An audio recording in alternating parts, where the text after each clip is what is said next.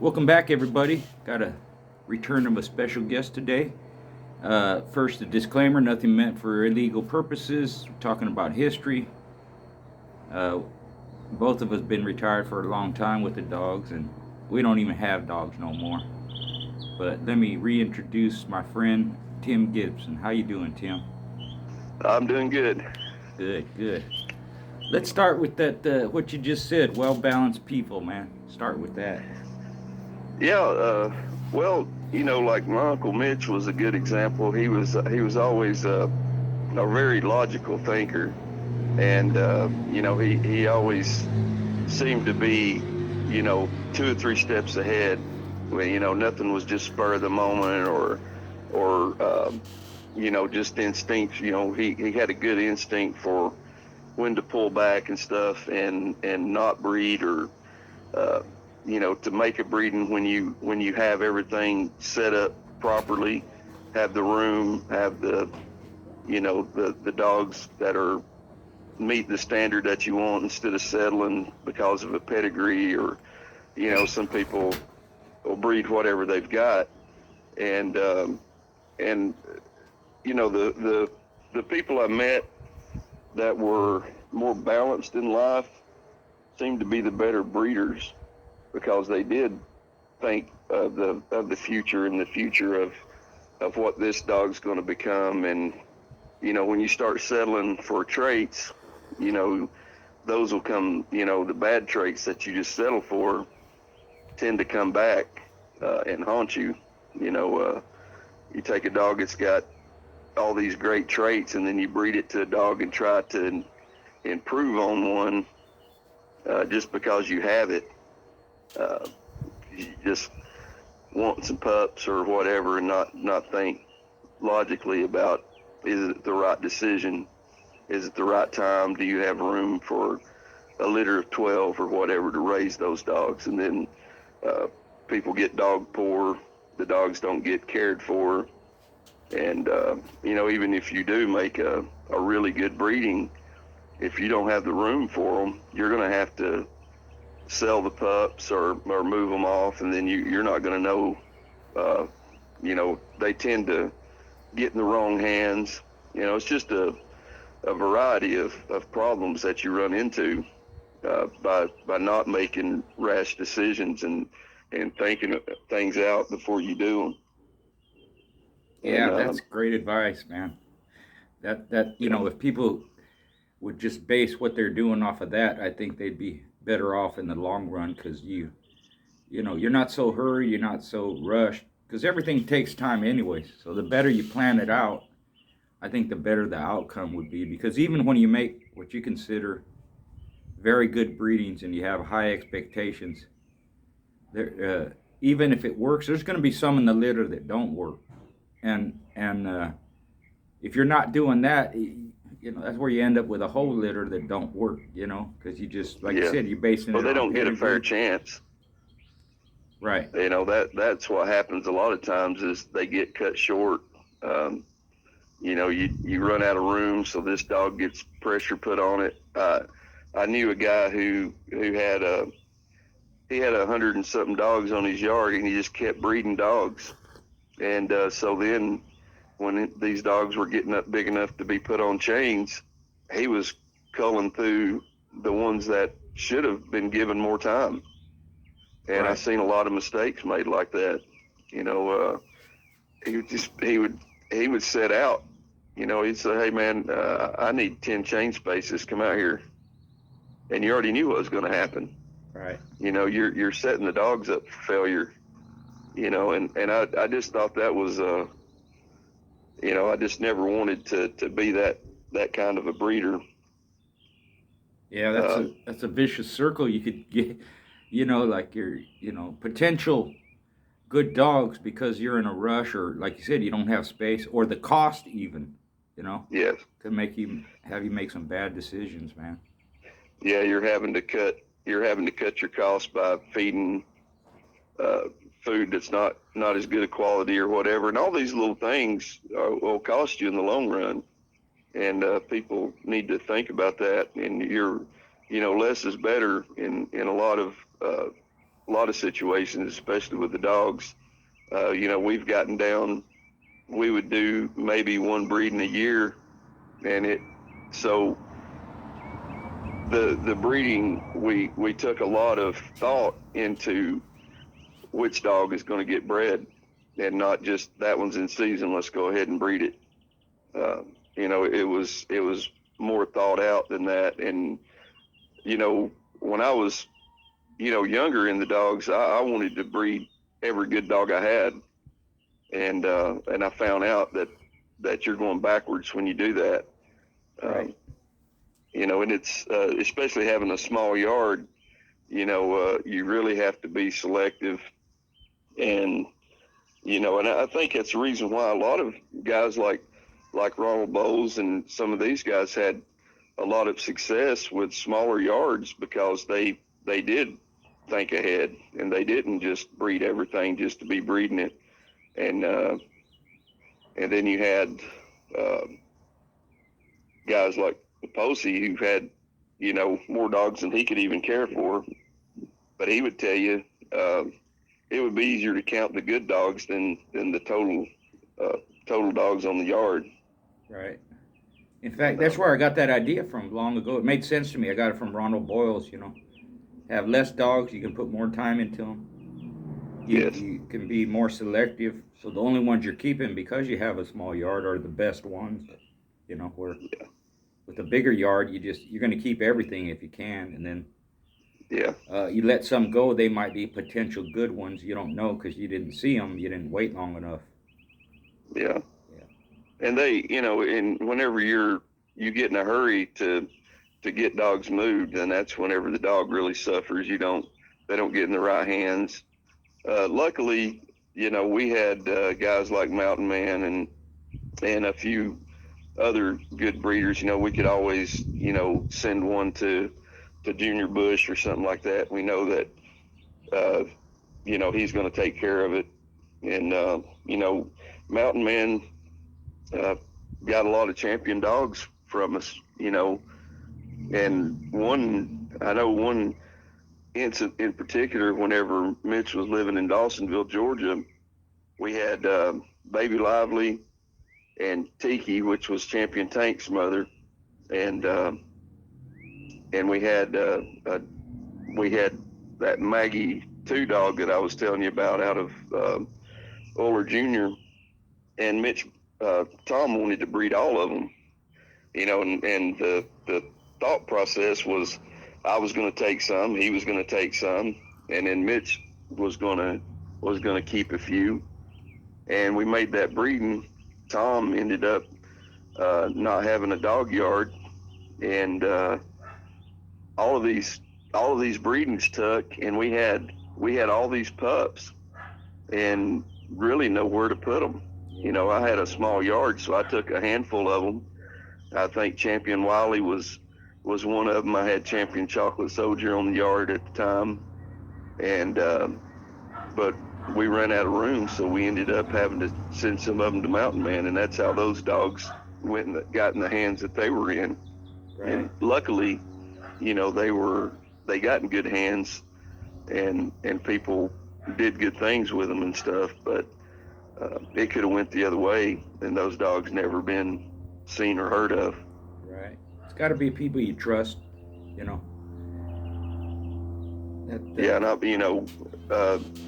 Mountain Man had a real good reputation and stuff, but the people that he sold dogs to didn't always have a good reputation. Yeah. And we got a lot of bad feedback, well, that dog won, but this happened, that happened. They were just very mismanaged animals, and so there's no telling, had we kept all the records and all that, what Fargo actually produced, because a lot of those dogs, I know one dog, Turbo, which was Mitch's pick of the litter, and he sent it to Mountain Man because he felt like that was going to help his yard out, and Mountain Man was, he was a good friend, and anytime we could send him something that was going to boost his, boost his yard and his reputation. We always tried to do that. And I think he said that Turbo won like 12 unreported fights. Wow. And he was litter mate to Champion Wiley. But there was 10 pups in that litter, and all 10 of them got matched. Well, excuse me, one didn't get matched. He got killed in a yard accident when he was real young, but he was Mitch's pick of the litter. Wow. And, yeah, that's what could happen. And, so just in that one litter, Baby Lively could have made ROM, which she already had, Champion Zulu to her credit from breeding her to Jake, Mountain Man's Big Jake. But it was all, some of those dogs were managed right, and it's very rare that a litter, 9 out of 10 pups make it to the box, but let alone make an impact on their winnings and stuff. And everybody that had one of them said theirs was the best one. I don't actually know which one was the best because we couldn't keep the whole litter. So had we kept the whole litter, we could have probably told you which one we thought was the best. But it's good to have that kind of feedback, and you don't get that very often, and you sure don't get it by accident. That's true. That was Mitch and Tom were both, I consider them to be some of the top breeders just from the quality of dogs that I've seen them put out of just the amount that they put out. They weren't, you would think they had bred 100 dogs a year from all the wins and stuff, but that wasn't the case. It was small yards and just select breedings and keeping standards. Very nice. Yeah, let's talk about that. Talk about that little female that was your house pet. Was she from one of those breedings or off of one of those? Rizzo was she was kind of an experimental breeding. We had talked. We didn't do a lot of inbreeding. Mitch was real big on outcrosses, and we were competitive. We were competing at the time, so he really wasn't really concerned about the family of dogs as much. But when we realized what kind of dogs Fargo was producing, we knew we had to do a little bit of family breeding, to tighten them up. So we decided to do a father-daughter breeding, and that's how that came about. We had a real nasty little dog out of Fargo, bred to an Oler Junior bitch. We got from Paul Murphy. She was Bowles's Maggie 2, and she was down out of Bowles's Mad Maggie, which is Bold Action and Birch's Cindy, bred back to Oler Junior. And so we thought that would be a good one to start with, and turned out to be a really good litter. But of course, we had some of the flaws of father-daughter breeding. Some of them weren't built quite as good. My house dog turned out to be the run of the litter, and she had real thin hair. And Tom knew that she couldn't be outside. She was going to have to be somebody's inside dog. So of course, hey, I volunteered to take her. It's like, I'll take that little dog, and it turned out to be a good pick. She was the best of the litter, probably one of the best dogs I ever owned. Just all around, great house companion, and just a complete monster. Yeah, she stayed the runt too. How big was she? She was condition weight. She'd be about 28 pounds. Wow. But she kept herself in pretty good shape. So she was, I think the heaviest I ever seen her was maybe 31 pounds. Right. And she was her breeding again. Who was her sire? And dam? Fargo. She's out of Fargo, right?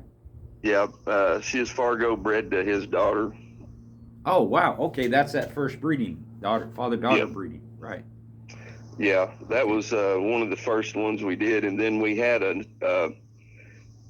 Mountain Man's Gomer 2, which was Fargo and Patrick's Hungry Eyes, a double-bred red baby dog out of La Bamba, and we bred a daughter out of that back to Fargo, so we had some father-daughter breedings out of that, and those turned out really nice too. It was a small litter, so we really didn't get to do a whole lot with them. We were putting them back for brood stock, and but Mitch was just so focused on breeding to Fargo, so a lot of those dogs just lived out their lives and never got bred. Right. My house dog was probably one of the only ones that did actually get bred, and I bred her to a son out of Croc, Hargrove's Champion Croc. I bred her to a double-bred Hargrove's Rufus dog, and they got a really nice litter out of them. Repeat that again. I bred her to a dog out of Hargrove's Champion Croc, and it was a double Rufus, Hargrove's Rufus on top, okay. and then the father-daughter out of Fargo on bottom. And I had a small litter that turned out real good. We got several wins out of them. One of them was going for his championship, and Yogi had the dog at the time, and they came in on him, and that was one of the dogs they took. I think he had that dog that champion out of Tank, Apache. I think it was Apache. I can't remember the dog's name right off, but he was a 4-time winner. Supposed to have been a really good dog, a champion dog. Nice. But he had several really good dogs whenever they came in and took his dogs from him. Right. Yeah. Now, at the time you had Rizzo on your yard, what are some of the other dogs that you had there, and how were they bred? I had just about everything I had was out of Fargo. I had sisters to Champion Tank, Mountain Man's Champion Tank. I had a brother to Champion Wiley. I think we won 2 with him, and I had some out of a dog named Miss Murphy, and I'd gotten her from Paul Murphy, and she was out of Greaseman, which was the last son out of Cherokee Chief, bred to that Patrick's Hungry Eyes dog. And I was kind of focused on those dogs because they just seem to have everything, and they tend to have that Cherokee type mouth and stuff, and they were really game. I didn't. So I was kind of focused on those, but I really wasn't focused on breeding a family of dogs at the time. I was just taking dogs out of Fargo from Mitch and stuff. So, and I think that's one reason why you don't have a lot of our blood isn't around, because when we did send a dog to Mountain Man or something, it was an outcross dog out of Fargo, and then whoever got those dogs would end up breeding them to their stuff. So, nobody had anything that was real tied out of it. Right. Right. Most of the time you see pedigrees they'll have, maybe Mountain Man's champion tank or something, where Mountain Man kept those dogs and kind of bred them back to each other and stuff. Right. But as far as Fargo, there's not too many people had any real heavy bred dogs off of him, because we didn't let those dogs out. Yeah. And unfortunately, a lot of them didn't get bred because we just didn't have the room. And yeah. Mitch's philosophy, as long as Fargo's producing, everything's getting bred to him. Exactly. And it worked for us, I wish we'd have got straws off of him or something, but back then that really wasn't something that a lot of people did. Right. Yeah, that would have been nice, man. Yeah, anybody who's been in the dog for any... I had Mountain Man's, or sights as Big Jake on my yard, and Tom had actually gave me the dog. Oh, okay. But I wasn't breeding him, and I just thought the dog deserved a good life, so I had him out here basically as a pet. And so Tom came to me and asked me about taking him to Mountain Man's and letting him get bred. I thought, well, I'm not going to breed him. So, my philosophy was the same. As long as Fargo's producing, I'm not going to breed anything else. Right. So I let Tom take him to Mountain Man's, and he actually had a really good stud career with Lester up there, and produced a lot of good dogs. And, honestly, I never owned one dog out of Jake. Mm. And had him on the yard. I mean, I like the dog. There's nothing wrong with him. He was big, he was dumb, and I just, I just didn't really wasn't that high on him, as far as he wasn't meeting my standard, but he outproduced himself. I will say that. Right. He did outproduce himself. We did breed him one time when he was maybe 2 years old. We got a dog from Gears, and it was a bitch out of Oler Jr., and the bottom half was some R&R's Tiny out of Bowles' Red Oak. And we made that one breeding, and got some really good dogs. And Mitch was in the middle of moving from Tennessee back to Georgia, and we ended up sending most of those dogs to Mountain Man's place. And he just took the ones out of Fargo with him. Right. Well, that's how it goes, you focus on what you like and what you want. Yeah. Not so much, there's dogs that I borrowed, from other people, and they said you can breed them if you want, and I just didn't, because I was doing my own thing, Yeah. And that's just the way it goes sometimes. Yeah, and I had the opportunity to get some really good dogs, and I should have took some of them, to cross out and stuff, but just having a small yard, I didn't take some dogs that were offered to me. Right. And thinking back, I think, man, why didn't I take that dog? Yeah. But Hindsight. But when you actually, you forget a lot of the little details over the years. Well, the reason I didn't is because I didn't have a change space for it, and I wasn't going to sacrifice one of my other ones for the sake of a off chance that I get a good one. Right. And and there has been times where I go out there and throw a stake down, and make a new spot.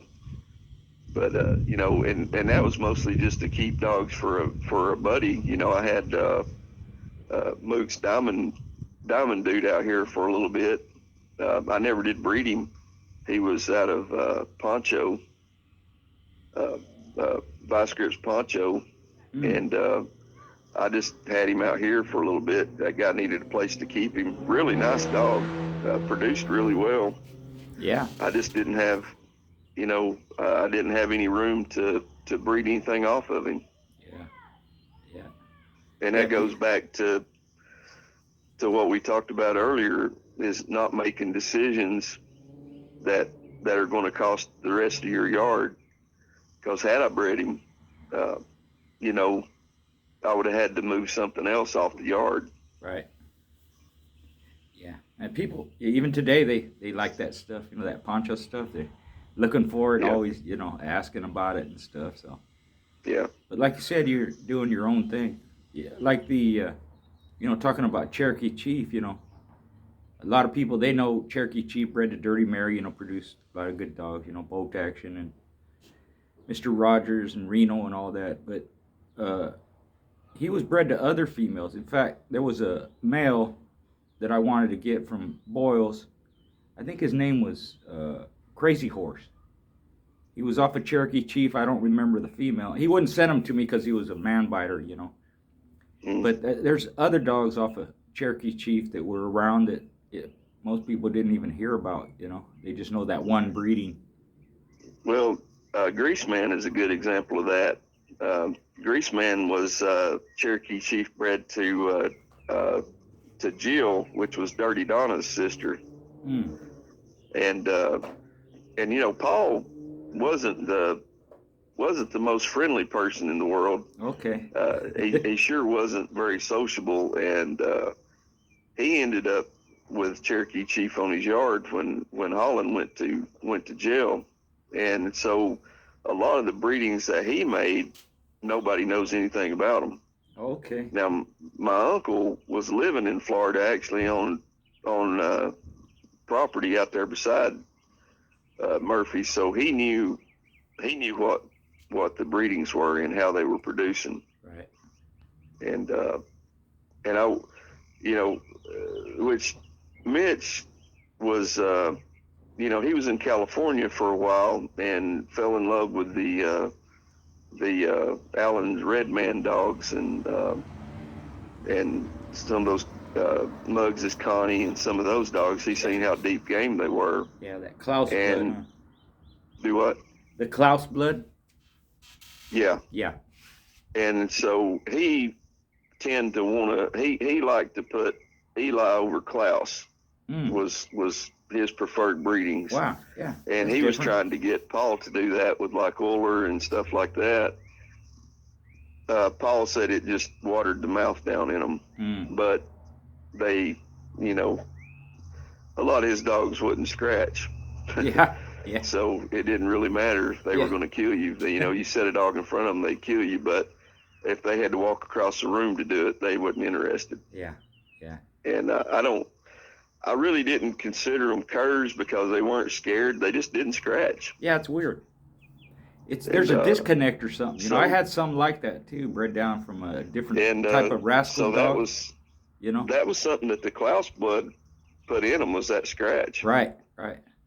Kind of like the Boleo stuff. They'll put that scratch in you, Yeah. Whenever he made the breeding to Black Gold, the Uller Junior dogs produced higher percentages. If you had a litter off of Uller and a litter off Uller Junior, you're probably going to get better. You're probably going to get a real monster out of Uller, but Uller Junior's going to produce your higher percentage of dogs that are going to continue to produce. Right. And that was always important to Mitch, and that's and also another logical thing that he always thought, the next step, if you breed this dog and you get a really good one, is he going to produce that, or is he going to be the freak? And I think Uller was a freak, and he produced freaks. So with Uller Jr., you had a family of dogs from the Black Gold stuff who was reliable dogs, and so your future is going to be a little brighter using the Uller Junior, in my opinion. Right, I agree. I agree with that. If the thinking back, during that time, what are some very good dogs from other people that you thought, highly of, that you saw and go, man, that's a real good one, Well, a friend of mine down in Georgia, he had a dog. It was Muks Creator, and he was actually from he was bred by Hammonds. Oh wow. Really good, really good dog. I mean, he Junior was trying to get us hooked up with that dog because we had one about the same weight, and the guy was, he was breeding the dog, and we become good friends and stuff, and he had come out to our place, and him and Mitch become pretty tight and everything, and Mitch asked him, he said, well, the dog that we were going to use wasn't nothing special. He was just a son out of Fargo. He's a good dog, but he wasn't nothing that we couldn't afford to lose. Right. And Mitch told him, he said, look, man, he said, I don't care to do it. He said, but why do you want to do it? he said, I'm not losing nothing. He said, this dog, he said, I've got 100 dogs just like him. He said, this one just happens to be the size of yours. He said, but why do you want to do it? He said, you've already won 6 with him. And he said, but I'm telling you, if you go, he said, I'm not saying my dog's going to beat your dog, but he's going to damage him. Right. And he said, is it worth it to you? And, and Mitch told me, he said, man, he said, I couldn't feel good about beating him. Right. He said, I don't want to do it. He said, I'm not losing nothing. He said, he's going to lose potentially great stud dog, He said, why would he want to sacrifice that dog just to see who's got the better big dog? And that was the kind of character Mitch was. It wasn't really, we could have went ahead and got that match set up, and said, hey, we beat a 6-time winner with this dog right here, or lost to him. It really, it doesn't reflect bad on us to losing to a 6-time winner, but this guy, his was planning on basing his yard off this dog. Right. And so he just advised him not to do it. He said, that's like me taking Fargo out here and matching him just because I think I can still win with him. He said, but at what cost? He said, he said, sometimes you gotta think of the future. And he said, personally, I wouldn't put another tooth on that dog. He said, he's earned his spot. He's proved himself. He said, I'd breed him, and I wouldn't let nobody talk me into taking him out again just for their entertainment. Yeah. Yeah. And he said, he said, what are you going to prove by beating a dog that we haven't even took out yet? Yeah. True. He said, you think about that. Would it be worth it? So we ended up becoming, real good friends because he realized that we weren't hustlers. We weren't, people. We put the dogs first, and he started coming down to Mitch's and getting advice, and I think it helped him out in the long run. That's great stuff. He never took that dog out again. Everybody that ever seen him knew what he was and what his potential was. I mean, honestly, I don't know if our dog could have beat him, but I think he, like Mitch said, he would have damaged him. Yeah, he might not have survived. He was a gut dog, so you may run a dog stud career like that. Yeah. Unfortunately, that happened several times where you see these multiple winners and then have a loss after 5, 6, or 7. And then a lot of times they don't survive. And you would think that quality dog, you'd want to breed them maybe and make some more like him, or at least close, Mm-hmm. But people don't think. Yeah, he said, what I would do is I would take a son out of him and match into this dog. There you go. He said, you got plenty of dogs out of him, and which he ended up borrowing the dog from us.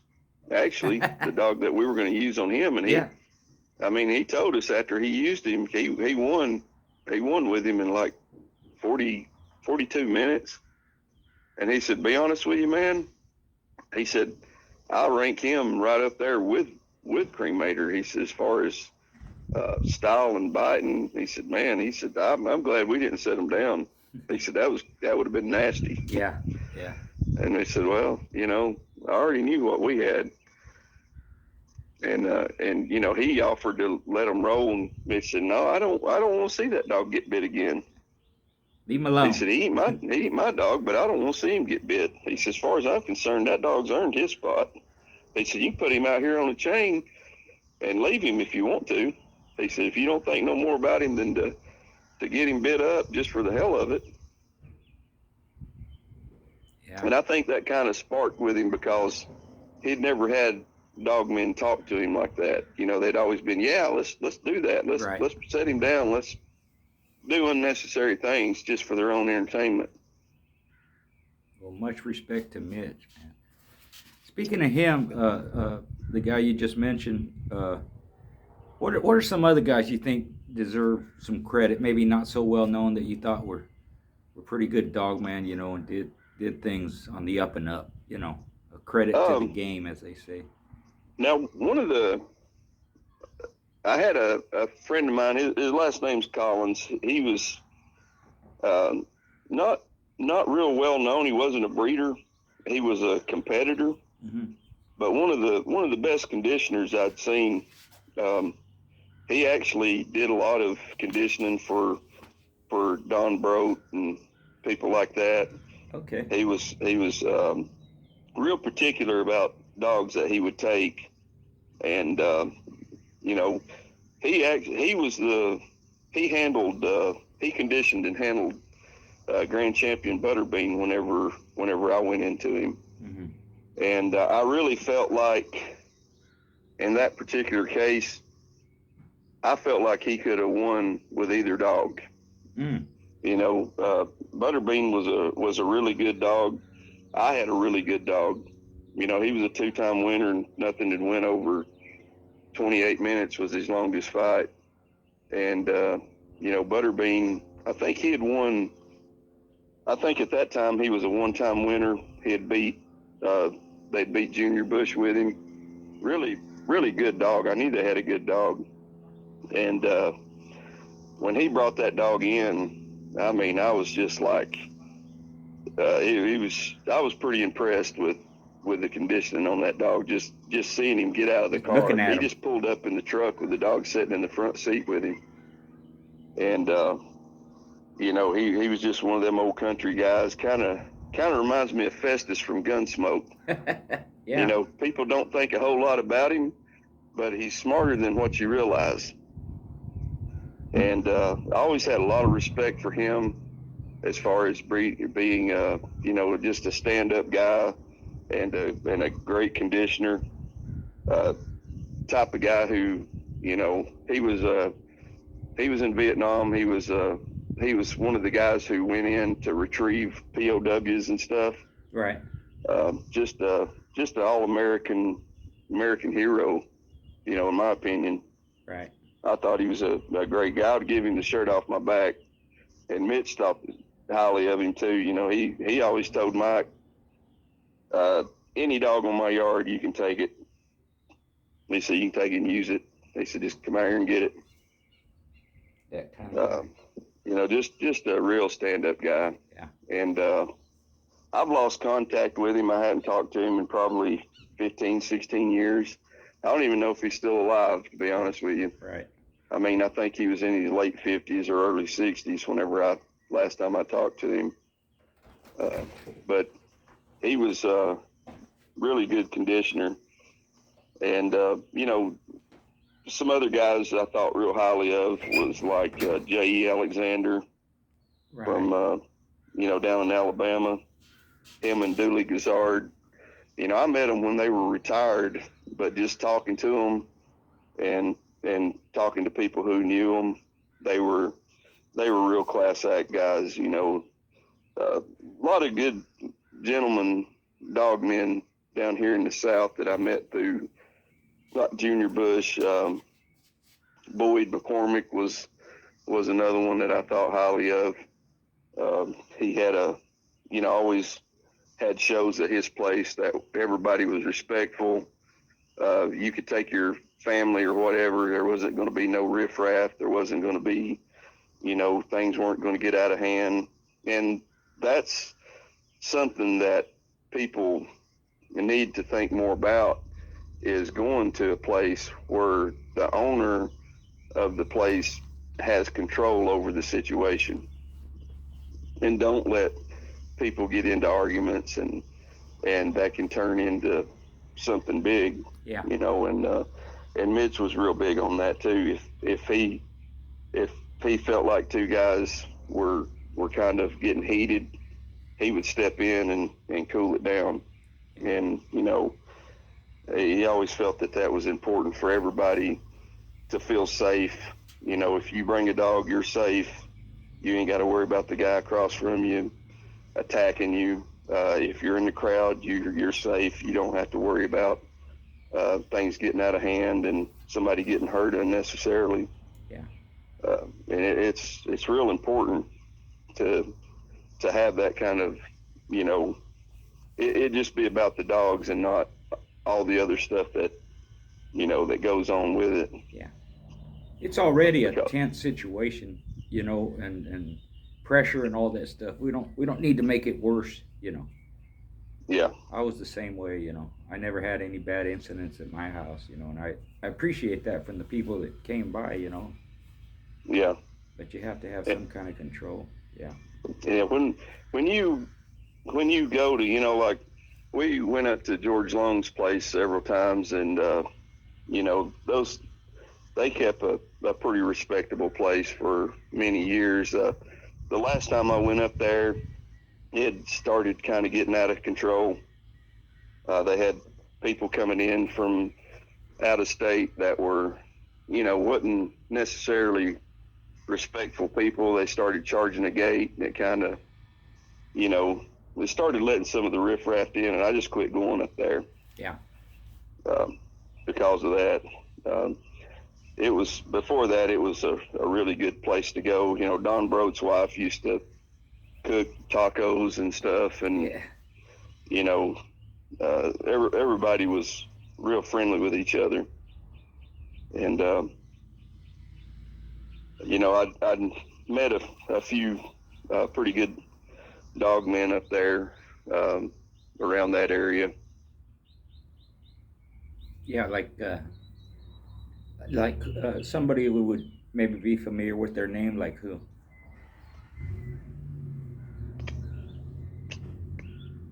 And I'd met, that's where I met Don Brote. I met him up there. He was a strange character. He was, man. He was. I liked him. I liked him, but he was definitely kind of an odd guy. Yeah. He'd talk for 2-3 hours without stopping sometimes, man. Yeah. Yeah. Just on and on. And at Boyd's place, I met, I'd met, Tom Smith and I think I went up there a couple of times with Leroy Foles, but I met him through Harold Sorrells. And okay. I don't think I met anybody I didn't like through Harold. If he introduced me to somebody, and if he introduced you to somebody and somebody to you, that was really a good sign of respect for both of you. Right. And I always felt like if he introduced me to somebody, I had to conduct myself to meet his standard. He was ex-Green Beret. He was a highly decorated Korean war vet and a very serious guy. And I always felt like if he's introducing me to somebody, I need to represent him. And I think that's something that a lot of the younger generation have gotten away from, is not just being respectful for your own sake, but for the sake of people who have introduced you. I'm not going to introduce you to somebody if I don't think a certain thing about you, or vice versa with the person I'm introducing you to. Right. And I think there needs to be a certain level of respect whenever whenever you do meet people. And, you know, I've gone to people that brought people to my house or something, and they just, you know, don't act right, you know, and you're just like, why did you bring this guy over here? You know, and that makes me not want to let them come back over. Exactly. You know, if they don't think any more of me than to bring some riffraff friend over, then, you know, you're only as good as the company you keep. Right. And that's not just a saying, that's a true statement. I agree. Yeah, man.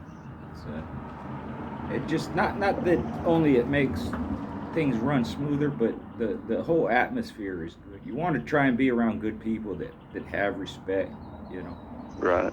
And it's something to be said when you see those veterans, because a lot of people served, whether it was even the older ones, World War II, and then later on some in Korea, some in Vietnam. You know, they carried themselves different, you know, because of all that they went through, and the way they lived too, you know.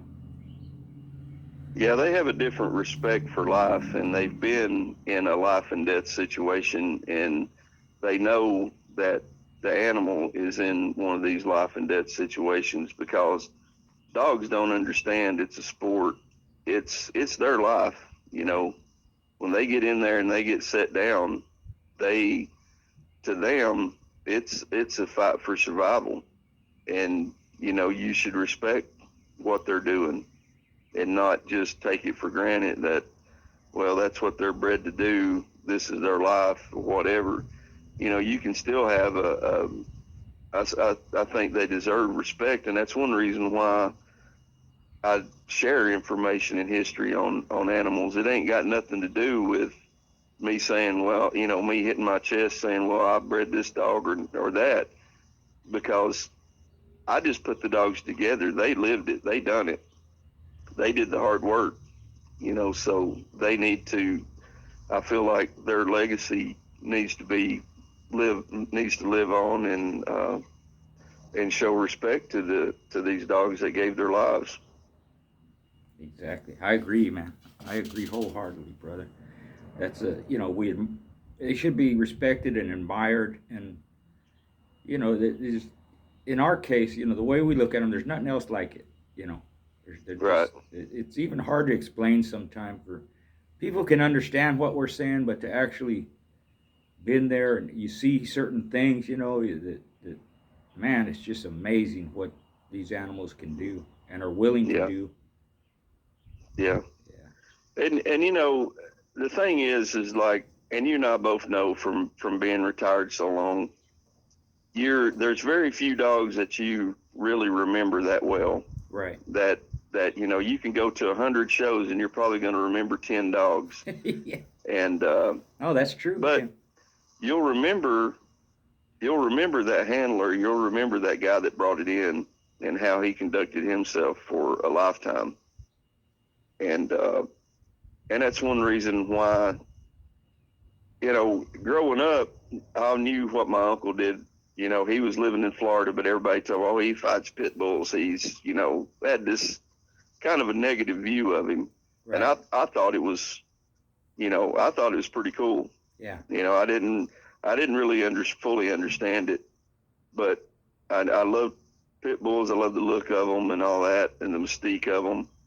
And but whenever I picked up my first Richard Stratton book and read it, it's whenever it really set in on the dogs and what they went through, and the history really come to life. You know, he's such a good writer, and just made you want to get one of those dogs and, you know, put it on a shelf or something. You know, I remember probably going like Barney was probably my dream dog for a long time after reading that first Stratton book. Yeah.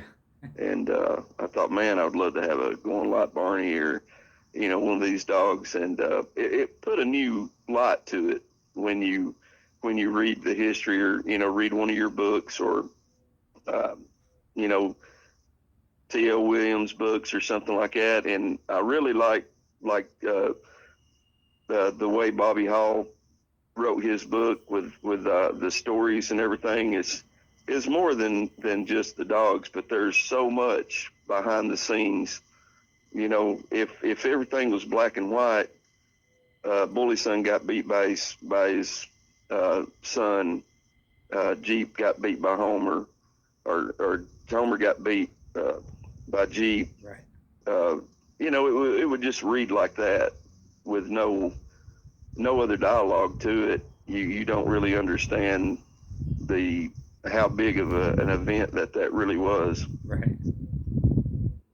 Yeah, there's, like you said, there's a lot more to it. I try and put some personal stuff in there, you know, and others have Yeah. too. And there's guys like Stratton, they write a lot better than I do, but I just think it's important to have it put down so it's you know, part of the history and it's not going anywhere. And that's why, you know, I encourage you too, Tim. You got a lot of great stories, a lot of great history, and it's from, you know, a certain part of the country, yeah, but you travel here and there and see other things, and Yeah. from your perspective, you have your own story, and you'll be talking about dogs that people didn't hear about, or even dog guys that people don't really know.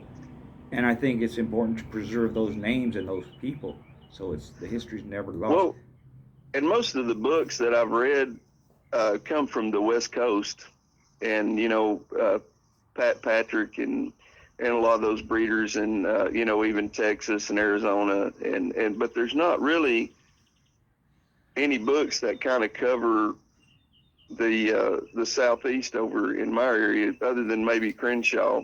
Yeah, Crenshaw. You know, and, he was down here in this right. area, and I would, you know, I'm in a place in my life now where I am thinking of writing a book and honoring some of the Southeast dog men and some of the dogs that came from this area, and even down in Florida.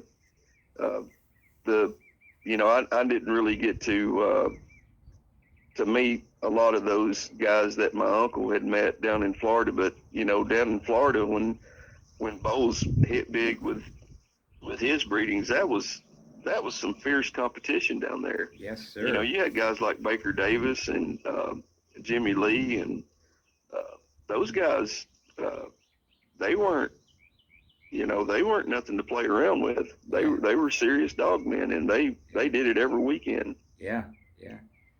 And you say you got to win down there, you won. As other people you didn't, did. You know, it wasn't given to you. Right. Tough competition.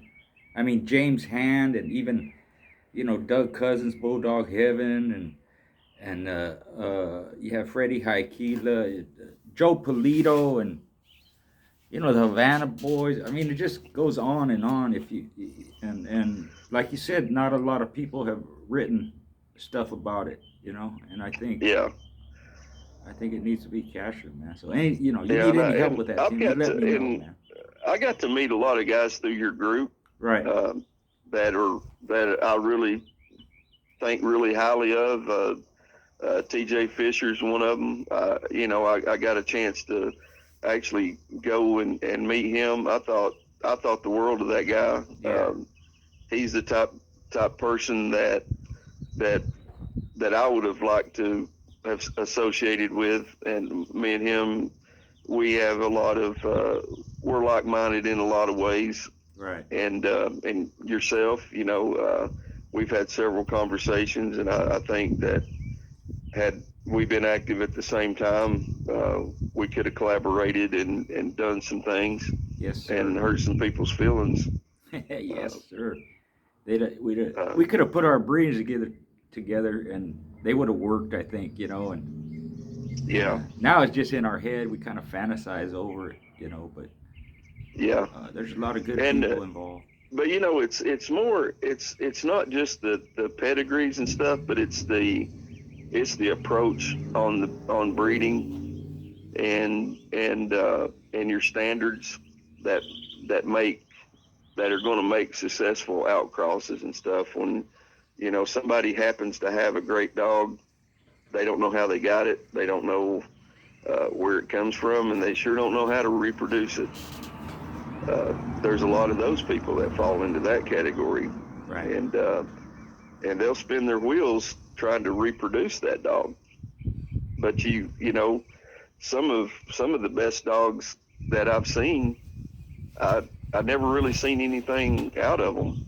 You know, that maybe they didn't cross them outright or something. You know, Yeah. it could be a number of things, but I believe the right people can take a decent dog and build off of it. That's true, and that's been proven over and over.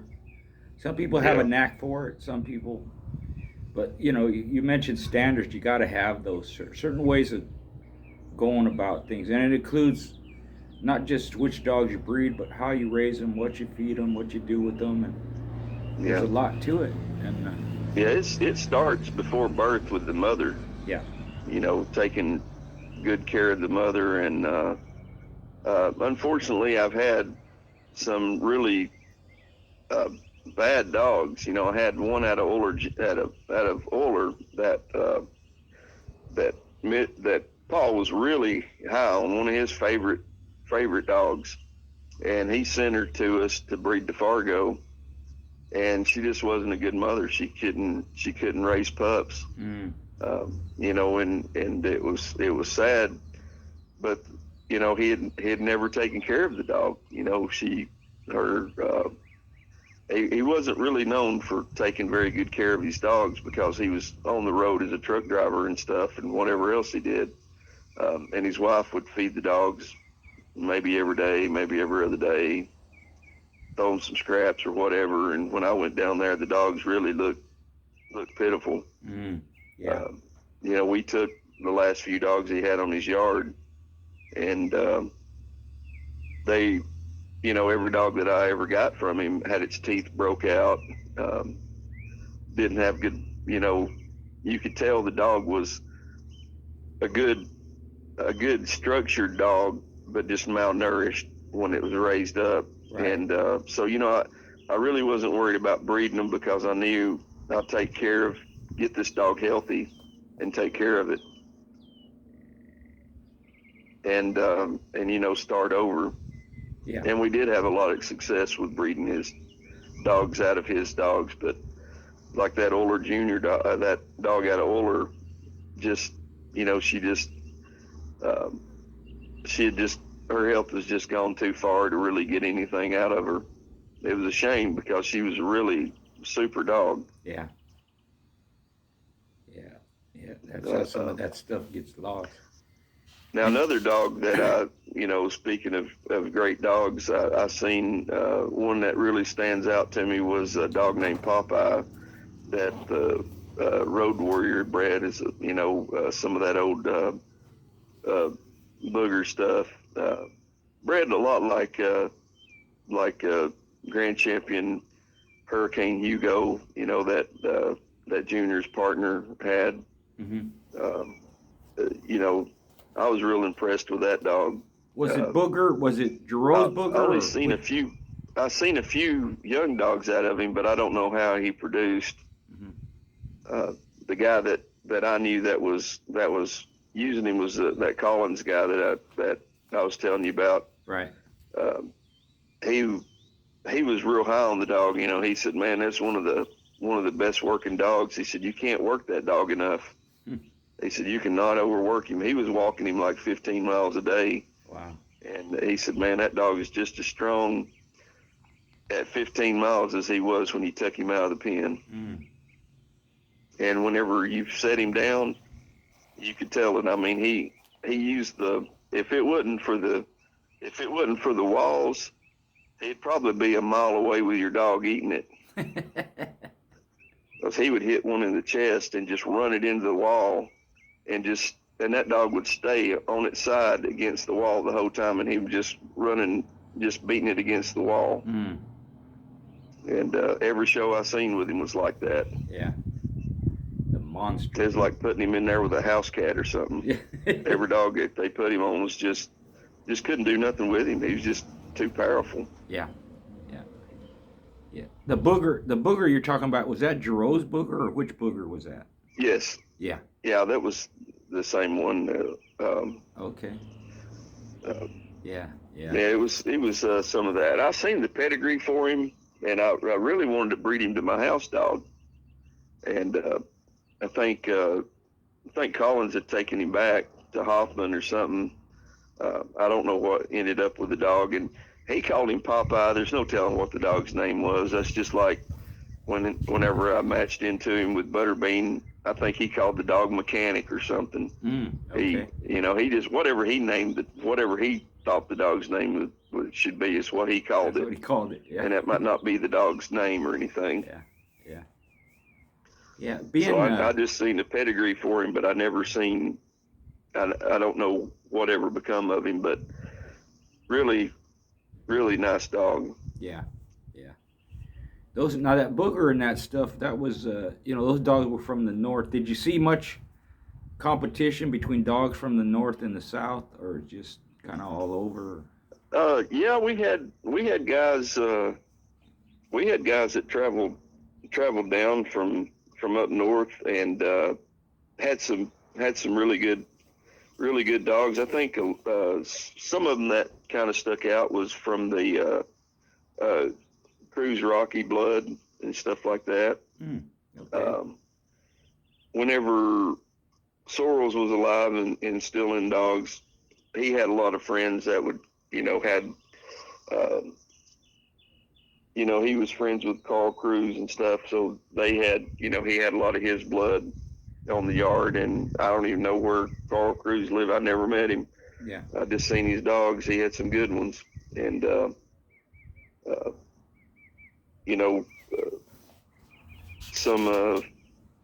was friends with Sniper. He was from up around New York somewhere when he had Champion Wiley. He came down and brought that Champion Jigger dog with him. That was a really good dog. He was out of Crazy Chief, and that was another dog I wish had lived a long stud career. He everything I seen off that dog was good. Yeah. I had Chief? A father-daughter breeding out of him that Tom had brought to us, and when we got out of the dogs, we gave the dog to Junior Bush, and that I think he said he won 2 or 3 with her, and he said, man, he said he never had nothing that could stay with her. Wow. And good stuff. But but the pedigree wasn't right on the dog on Crazy Chief, and it wasn't nothing to do with Cochran. But whenever we sent Crazy Chief's mom to Raymond Cruz down there in Florida, we didn't have the paperwork for Red Oak or Miss Sue, but Red Oak had gotten killed, and he sent us Miss Sue to breed to Fargo. And Miss Sue wasn't a good mother, so we had to bottle feed the puppies and all that. And so we didn't know if we was going to get anything off of them, but we ended up getting a nice litter off of them. And then he sent a pup down there to Raymond. And since Mitch didn't like paperwork or register them, he just registered the dogs off the papers he had, which was Red Oak and Sue, which were brother and sisters. Gotcha. So they were both action in black gold. They were out of that litter. Right. So he ended up registering Miss Sue too as out of them, but they were actually Fargo to Miss Sue. Oh, wow. That's probably better breeding, Fargo to Miss Sue. Yeah, it really was, because Miss Sue and Red Oak didn't have real strong rear ends and backsides, and if you'd bred those two together, you probably would have had a lot of rear end problems with them. Right. Whereas Fargo put a lot more body into them. Yeah. Red Oak was. I think Red Oak was a better producer than Fargo, because Red Oak produced Fargo. Right. And Fargo I never seen a dog out of Fargo that I thought was better than him. Right. And so as far as producing is concerned, you have to go with the dog that produced him. Right. To be fair. Yeah. True. True. And so Red Oak was another dog that got cut down in his prime, and there's no telling what his legacy could have been had he been, had Bowles kept the dog. We got the dog from Raymond, and he had bought him from Bowles. And Raymond, he was one of those guys who studied pedigrees and studied dogs, and he knew what he wanted, and he would go. It wasn't nothing for him to go. Like he was actually the one that brought Patrick's Arizona, the dad, to Crazy Chief. He was the one that went out there and got him. He got Arizona, and he got Hungry Eyes. We ended up with Hungry Eyes, which was she was out of La Bamba. She was a double-bred red baby dog, and it took him forever to get that dog from Pat Patrick. He said he stayed down there for a week at his house just bugging the shit out of him until he finally sold him the dog. And I'd talked to Patrick years later, and he asked me, he said, "Man, would you sell me that dog back?" And I said, "Well, she's dead." I said, I don't have her, but I had a daughter out of him that was, we bred, I had a daughter out of Greaseman that was Greaseman to Hungry Eyes. And I said, "I'll send you this female out there." And he said, "No, that's a battle cross." He said, I'd love to have her. He said, "But at this point, I just want to keep with the pure, with the pure Bolio stuff." Right. Yeah. So I thought, well, yeah, I mean, you could change the papers it's not like you had never done that before. Do it all the time, anyways. No, I mean, he not really fair to say, but it's kind of my thought was, man, as much paperwork as you've changed that I've heard about, why would you not change this one? Yeah. Because it could have been an asset as far as the breeding. Thrown across, still has some Bolio in it, and he has a cross, and you throw it back. I mean, I don't think anybody would have thought less of him for crossing that dog out and just telling them the truth. Hey, I took a son out of Cherokee Chief and bred it back to this, heavy red baby bred dog. Yeah. I don't, and bred it back to his stuff. I don't think anybody would have. No, some would have preferred it that way too. They would have liked it better that way, Yeah. Now remind me, Red Oak. What was he again? How was he bred? Boat action to black gold. There you go. At one point, when I used to talk to Boyles back then, he felt Boat action was at the time was his best male, and black gold was his best female. At the time, not better than say Dirty Mary or whatever, but just as you're talking dogs, And I had a chance to get Boat action, I didn't. But he always felt Black Gold was, at the time, was his best producing female, Yeah. I think he was right. I mean, from what I've seen out of him, I'd have to agree with him. I mean, if he had something better, I would love to have seen it. Yeah. But yeah, well, Mitch, what Mitch liked about Red Oak was Raymond had brought him out to Copeland's yard, or Treasure, I can't remember what his kennel name was, but he had taken, they were out there schooling dogs, and he had Red Oak. He was a young dog, and Red Oak looked real impressive to him, and but Mitch said, man, he said there was something about the look on his face that reminded me of the old red man dogs in California that were just super game. He said, but then you got this dog who appears to be game, but he's deadly. Yeah. On top of it. And he said, so he told him, he said, man, if you ever want rid of that dog right there, I'd like to buy him from you. And at the time, he had no intentions of ever getting rid of him, but his wife was out there. Now, Red Oak was a high-strung dog. I won't say that he was mean, but he definitely thought with his mouth. Right. And his wife was out there feeding the dogs, and she had I guess a baggy shirt or something on, and he ripped that shirt off of her. Yeah.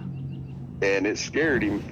You know, it scared Raymond, so he let Mitch take the dog. Yeah. And hell of an opportunity.